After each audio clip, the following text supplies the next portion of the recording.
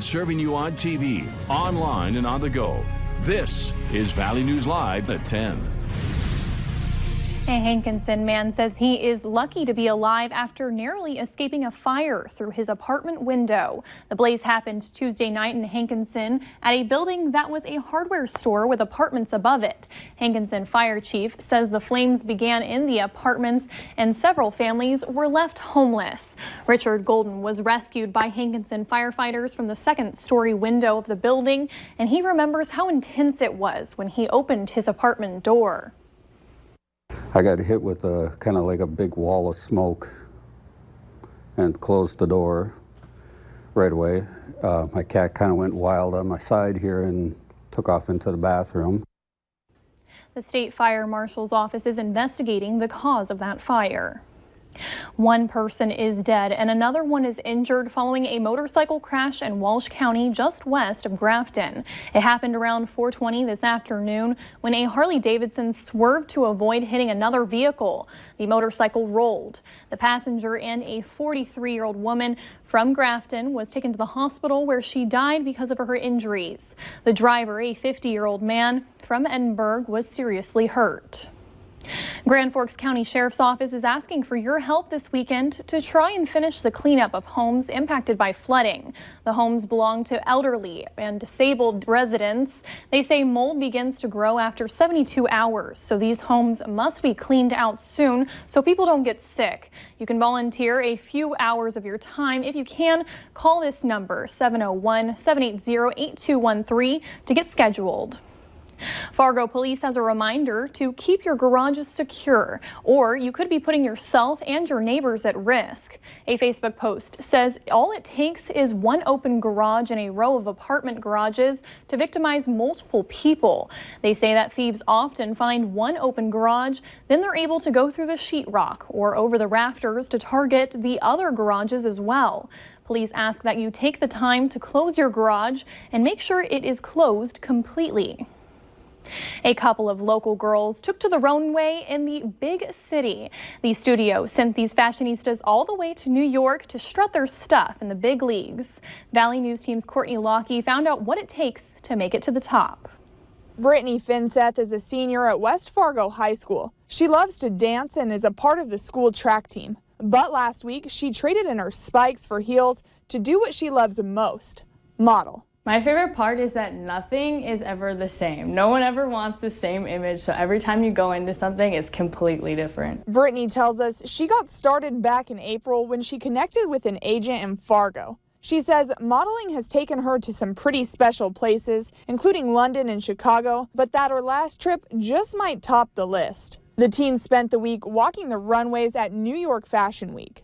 I say I was super excited for it, so I was definitely prepared and I felt like I was ready because of the training I've done for it. Brittany attributes a lot of her success to her agent, Natalie Sparrow. Natalie has been helping girls like Brittany chase their dreams for nearly 20 years. The most rewarding part about my career is seeing people transform, seeing where they were 6 months ago, a year ago, from not fully believing in themselves to all of a sudden blossoming. Natalie says it's girls like Brittany who make her job worth it. Brittany's motivated, she's driven, she's dedicated, and that's what I love about working with people who want to go places. It makes me work harder for them.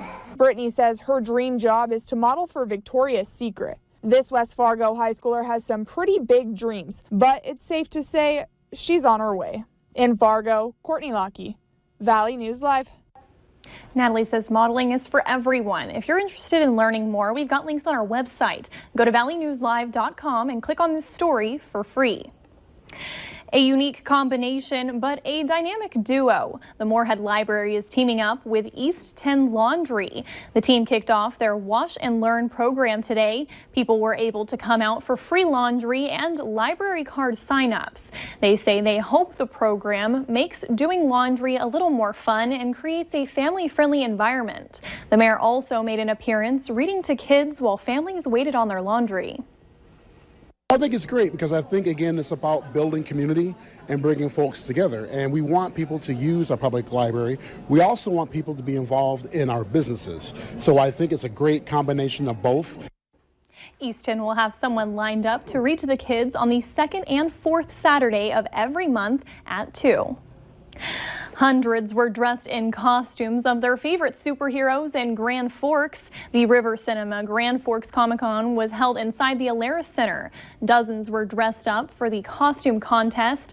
Comic books, toys, and video games were sold. The organizer says what separates this comic book event from others is the focus on the artists.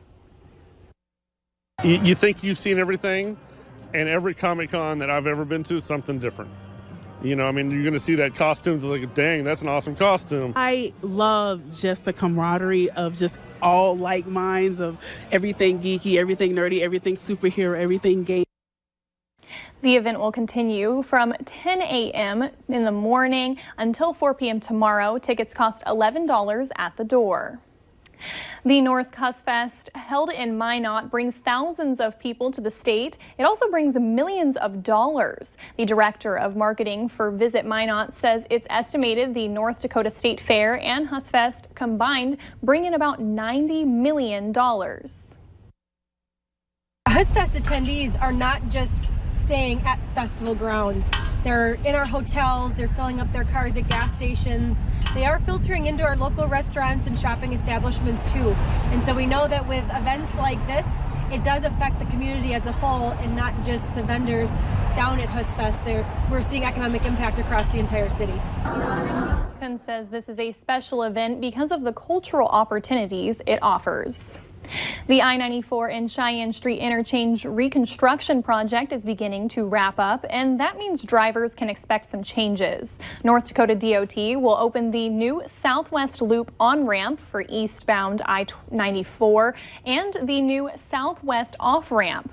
The Northwest Loop off-ramp to southbound Cheyenne Street traffic will also open. Valley News Live 10 at 10 continues with no wait weather. And let's take a live look outside the Valley News Live Storm Team Skycam network shot at Luther Family Ford.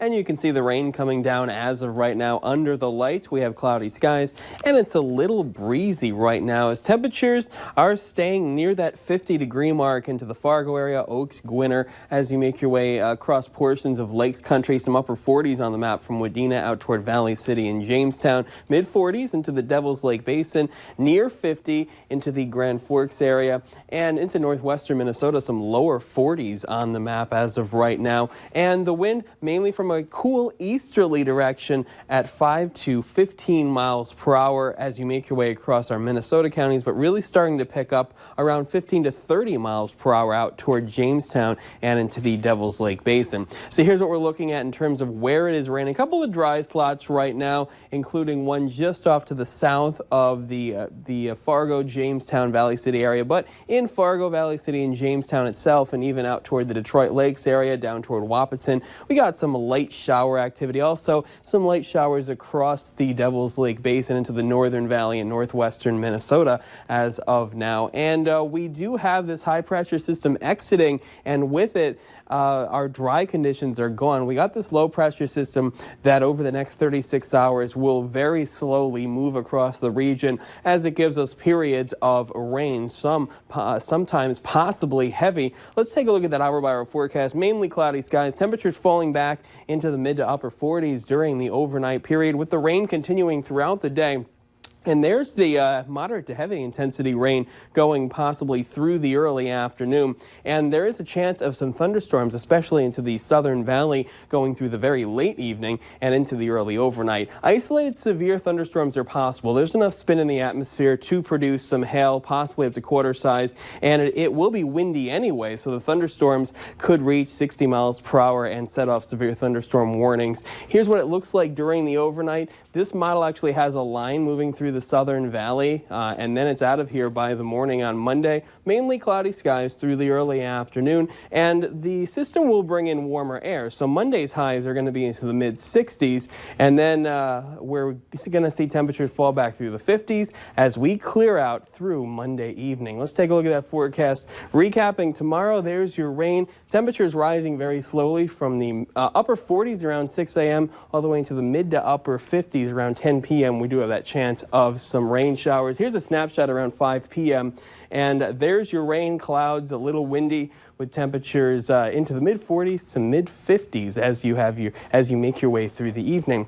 Here's the photo of the day. It is called Grand Forks Before Sunrise. Thank you to David for this one, using the background of the 7-day forecast. And there's the rain moving out by Monday afternoon. And then a little cooler into the lower 50s Tuesday and Wednesday. Can't rule out a shower on Wednesday evening, and then decreasing clouds Thursday, high of 53, and warming up for Friday up to 60, partly cloudy and breezy, and 64 our next chance of some showers for next Saturday. So people should definitely stick around as you cover those chances of severe weather. Yeah, there's a chance of severe weather mainly into the evening, and also most of us going to get around half an inch to 1.5 inches of rain. We'll see how that affects the flooding too. All right, thanks, Justin.